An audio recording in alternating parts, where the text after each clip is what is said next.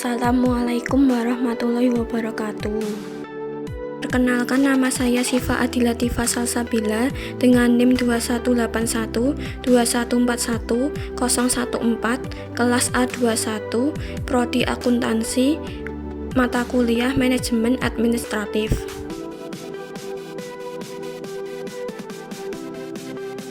Di sini saya akan membahas administrasi etimologi pada puskesmas yang mencakup keseluruhan proses pada puskesmas dan unsur-unsur institusi pada puskesmas.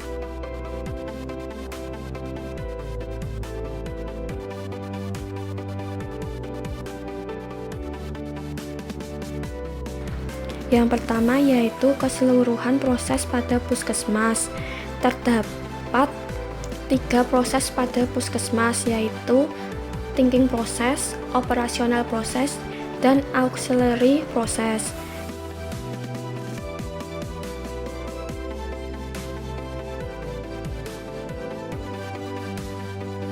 Yang pertama yaitu thinking proses.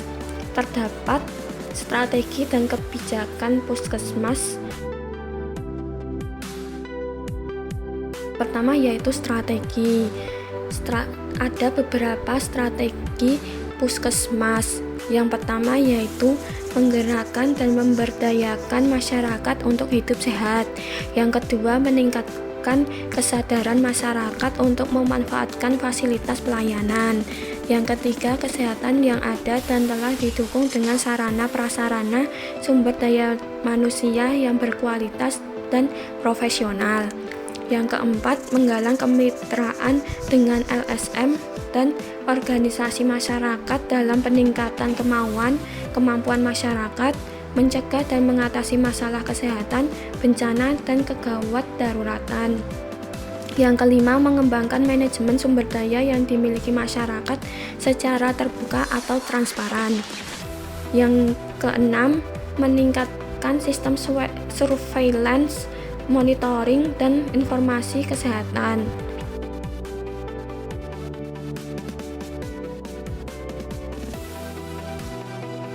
Yang selanjutnya yaitu kebijakan dalam puskesmas. Terdapat beberapa kebijakan dalam puskesmas, yaitu menurunkan angka kematian ibu melahirkan. Yang kedua, menurunkan angka kematian anak dengan mengatasi malnutrisi pada balita. Ketiga, meningkatkan kesehatan ibu hamil. Keempat, memerangi HIV, AIDS, dan penyakit lainnya. Dan yang terakhir, melestarikan lingkungan hidup.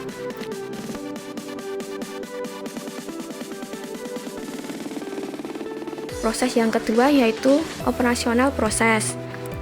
Manajemen puskesmas adalah suatu rangkaian kegiatan perencanaan, pengorganisasian, pelaksanaan, pengendalian, penilaian, dan pertanggungjawaban yang secara sistematik untuk menyelenggarakan tugas dan fungsi puskesmas sehingga menghasilkan luaran puskesmas yang efektif dan efisien, serta tercapainya tujuan puskesmas. Proses yang ketiga yaitu auxiliary proses. Puskesmas mempunyai berbagai layanan kesehatan seperti konseling, pelayanan kesehatan ibu dan anak, imunisasi, pelayanan gizi dan pembinaan posyandu, serta pencegahan dan pengendalian penyakit, baik penyakit menular maupun tidak menular.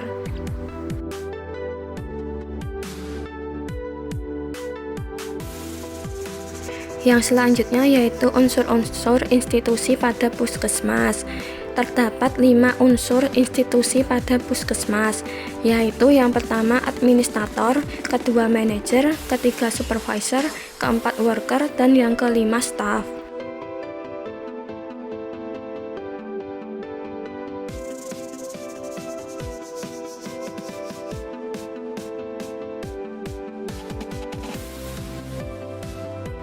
Yang pertama, administrator. Administrator puskesmas dijabat oleh kepala puskesmas yang mempunyai tugas mengusahakan agar fungsi puskesmas dapat diselenggarakan dengan baik. Selain itu, kepala puskesmas juga mempunyai fungsi sebagai seorang dokter jika kepala puskesmas adalah seorang dokter, atau sebagai manajer dalam sebuah organisasi. Yang kedua yaitu manajer. Manajer puskesmas dijabat oleh unit tata usaha yang mempunyai tugas membantu kepala puskesmas dalam mengelola data dan informasi, perencanaan dan penilaian, keuangan umum, dan kepegawaian.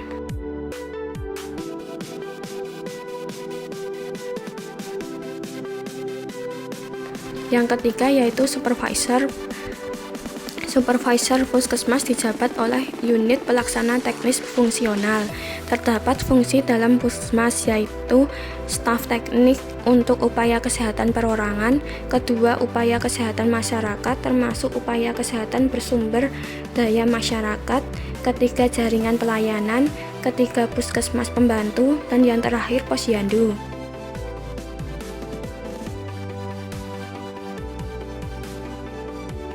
Yang keempat yaitu worker.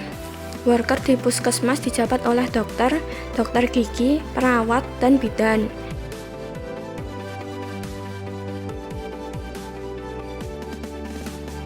Yang terakhir staf.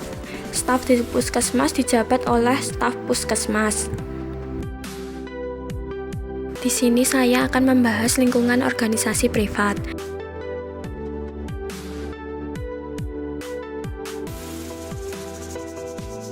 Organisasi privat yang saya bahas yaitu restoran. Restoran merupakan suatu tempat yang menjual makanan maupun minuman.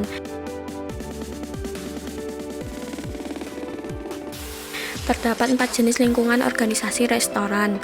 Yang pertama pesaing, kedua pelanggan, ketiga pemasok, dan yang terakhir keamanan.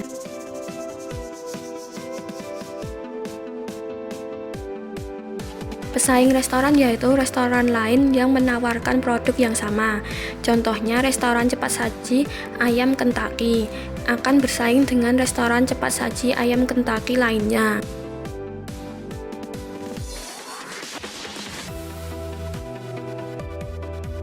Yang kedua pelanggan, yaitu konsumen yang suka dengan produk yang ditawarkan dan mempunyai daya beli terhadap produk yang ditawarkan.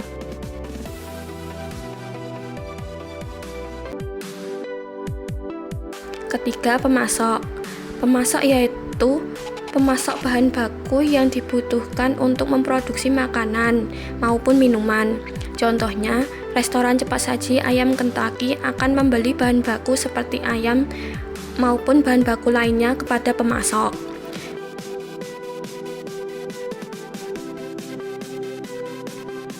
Yang terakhir keamanan, yaitu keamanan pangan bagi konsumen. Restoran harus menyediakan makanan yang bergizi, berkualitas, dan tidak membahayakan konsumen. Selanjutnya yaitu dimensi lingkungan organisasi restoran. Terdapat 2 dimensi lingkungan organisasi restoran, yaitu kompleksitas dan stabilitas.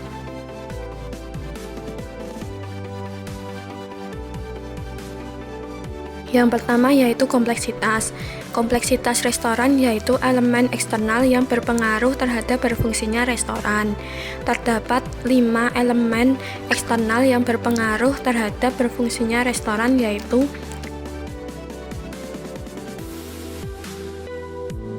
yang pertama masyarakat. Restoran tidak hanya harus memenuhi kebutuhan dan keinginan konsumen, tetapi juga harus menyadari isu-isu tertentu yang mempengaruhi masyarakat. Karena konsumen merespon baik perusahaan yang berkontribusi atau memberikan kembali kepada masyarakat mereka. Kedua, teknologi. Seiring dengan perkembangan zaman, teknologi semakin maju. Restoran harus mampu berinovasi sesuai perkembangan zaman agar mampu memenuhi kebutuhan dan keinginan konsumen, serta mampu bersaing terhadap restoran lainnya.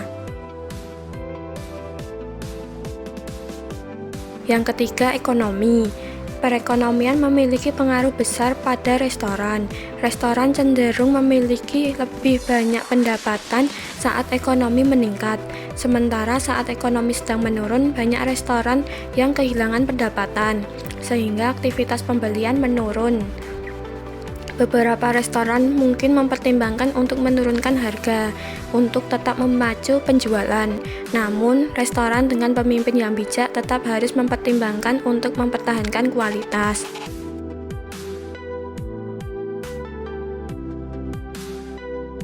Yang keempat, kebijakan.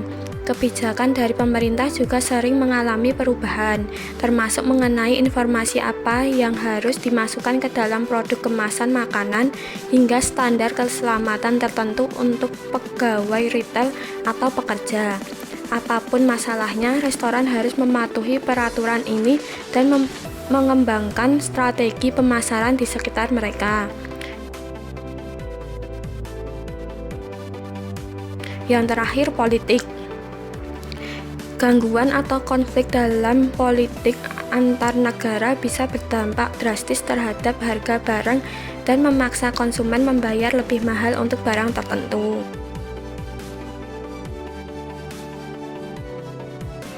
Yang kedua yaitu stabilitas. Restoran cukup stabil, tetapi sering dengan perkembangan zaman membuat selera konsumen berubah dan dengan adanya pandemi COVID-19 membuat jumlah konsumen menurun, sehingga restoran harus melakukan inovasi.